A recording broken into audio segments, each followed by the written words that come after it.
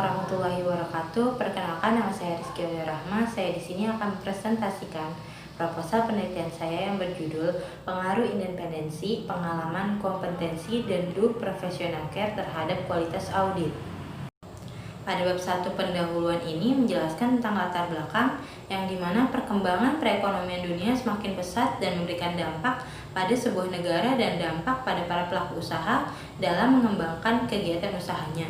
Dengan kata lain, perusahaan harus membutuhkan modal yang besar untuk menjadi perusahaan yang go public, dengan salah satunya itu melakukan pemeriksaan pada laporan keuangan yang harus diperiksa oleh akuntan publik.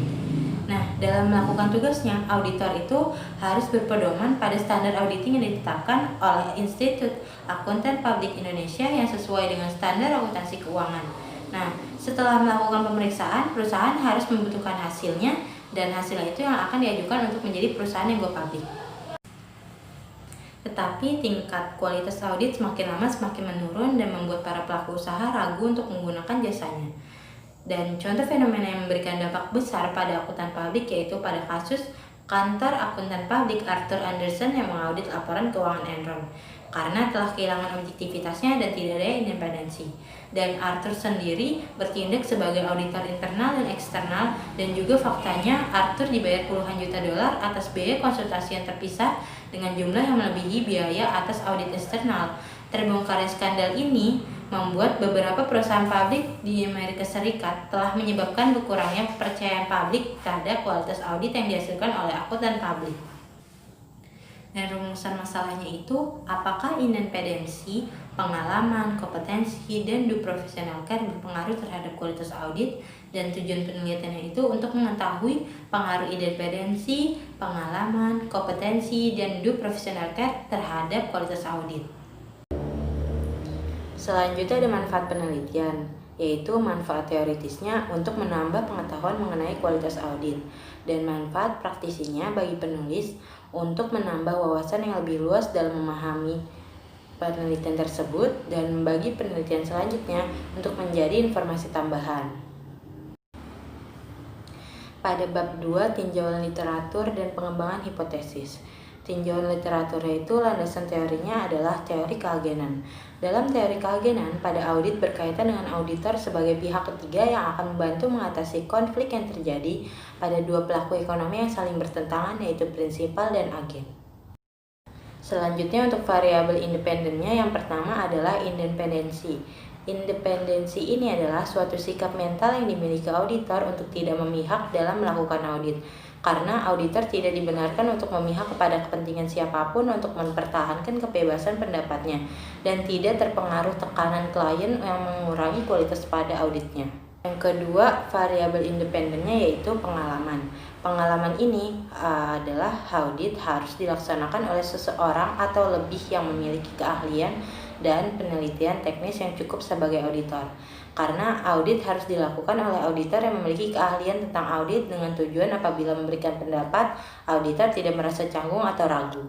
Variabel independen yang ketiga yaitu kompetensi. Kompetensi itu sendiri adalah kemampuan auditor untuk mengaplikasikan pengetahuan dan pengalaman yang dimilikinya dalam melakukan audit, sehingga auditor dapat melakukan audit dengan teliti, cermat, intuitif, dan objektif.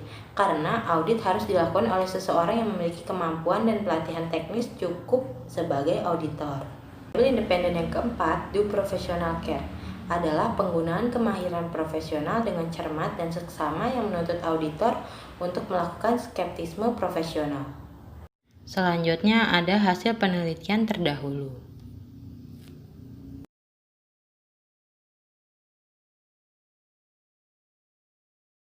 Selanjutnya ada kerangka pemikiran. Untuk variabel independennya itu terdiri dari independensi, pengalaman, kompetensi, dan do professional care. Dan untuk variabel dependennya yaitu adalah kualitas audit.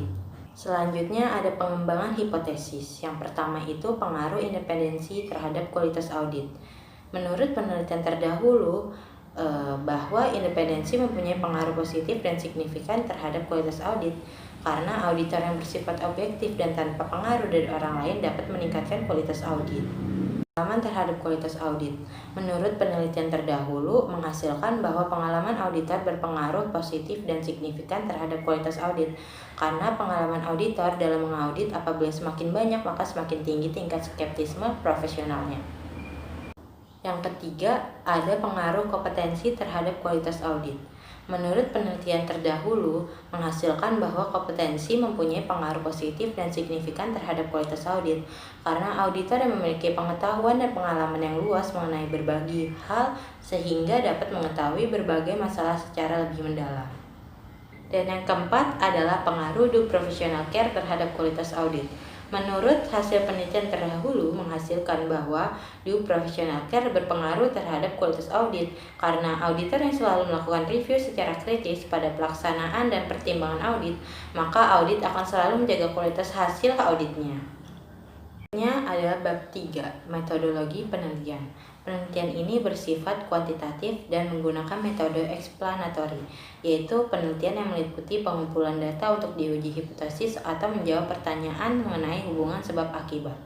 Dilakukannya penelitian ini untuk menguji ada atau tidaknya pengaruh independensi, pengalaman, kompetensi, dan do professional care terhadap kualitas audit, dan pada penelitian ini meliputi auditor-auditor pada KAP di Kota Bekasi yang terdiri atas objek dan subjek yang memiliki kuantitas dan karakteristik tertentu yang ditetapkan oleh peneliti untuk dipelajari dan kemudian ditarik kesimpulannya.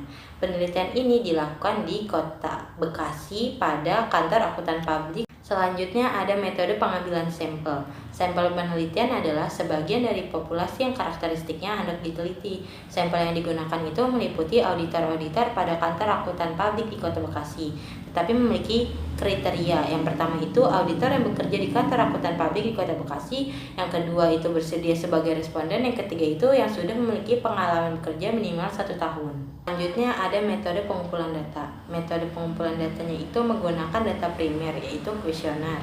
Selanjutnya ada metode analisis data, yaitu menggunakan analisis regresi linier berganda dan menggunakan program SPSS. Pada regresi linear berganda, Y sama dengan A tambah B1X1 tambah B2X2 tambah B3X3 tambah B4X4 tambah E.